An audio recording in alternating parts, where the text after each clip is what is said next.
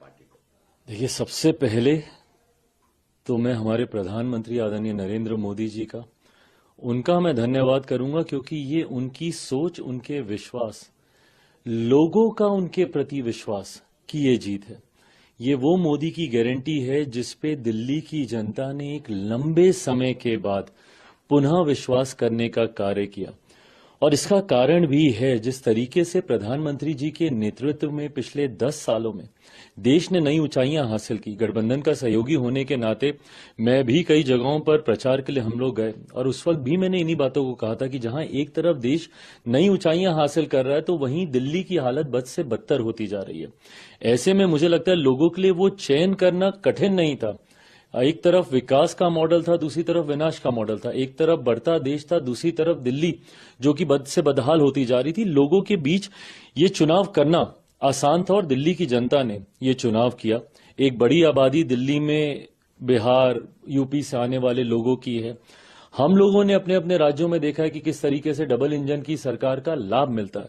उत्तर प्रदेश में double engine की सरकार हो या हमारे बिहार में डबल इंजन की सरकार हो, दिल्ली की जनता ने भी इस बात को महसूस किया। और खास तौर पर पूर्वांचल के लोग जो दिल्ली में रह रहे हैं, उनको इस बात का एहसास हुआ कि एक ऐसी सरकार जो सिर्फ बहाने बनाती है, और दूसरी तरफ एक डबल इंजन की सरकार जो तुरंत हम लोगों को लाभ देगी, हम लोगों की उम्मीदों पर खरा उतरेगी।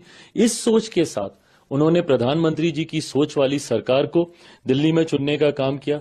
दिल्ली भारत की राजधानी है, और इस राजधानी का वो मान सम्मान बरकरार रहे, इसके लिए जरूरी था कि दिल्ली में इस बार भारतीय जनता पार्टी की सरकार आए। मैं दिल्ली की जनता का खास तौर पर धन्यवाद दूंगा कि उन्होंने एक सही सोच वाली सरकार को चुनने का काम किया, और आने वाले समय में ये विश्वास मैं दिलाता हूं कि दिल्ली एक आदर्श राजधानी के तौर पर, एक मॉडल के तौर पर उभर कर आएगी। इस सोच के साथ अब हमारी सरकार यहां पर कार्य करेगी। लेकिन आपने देखा कि दिल्ली के जो चुनाव का सबसे बड़ा चेहरा पूरी राजनीति को बदलने आए हैं, ये सब कहकर आए थे, वही चुनाव हार गए। देखिए, इसको आप कैसे देखते हैं? जब आप अपनी बातों में ही विरोधाभास रखते हैं, आपको क्यों दिल्ली की जनता ने नए होने के बावजूद, कोई राजनीतिक परिचय ना होने के बावजूद, दिल्ली के लोग क्यों आपके साथ जुड़े? वो सोच के साथ जुड़े जो कि अन्ना जी के द्वारा दी गई थी। आप भ्रष्टाचार के खिलाफ आए थे, आप सादगी की बात करते थे, आप अपने हाथ में उन भ्रष्ट नेताओं की लिस्ट लेकर घूमते थे जिन्होंने भ्रष्टाचार किया। आज आप ही उन घोटालों में लिप्त हो गए, आज आप ही जेल गए हैं भ्रष्टाचार के आरोपों में। भले वो शराब घोटाला हो, बस की खरीदी में होने वाला घोटाला हो, क्लिनिक्स में होने वाला घोटाला हो, अलग अलग विभागों में होने वाला घोटाला हो, आज उंगलियां आपके ऊपर उठने लग गई। जिस सादगी का आप परिचय देते थे, खुद आपने अपने लिए शीश महल बना लिया।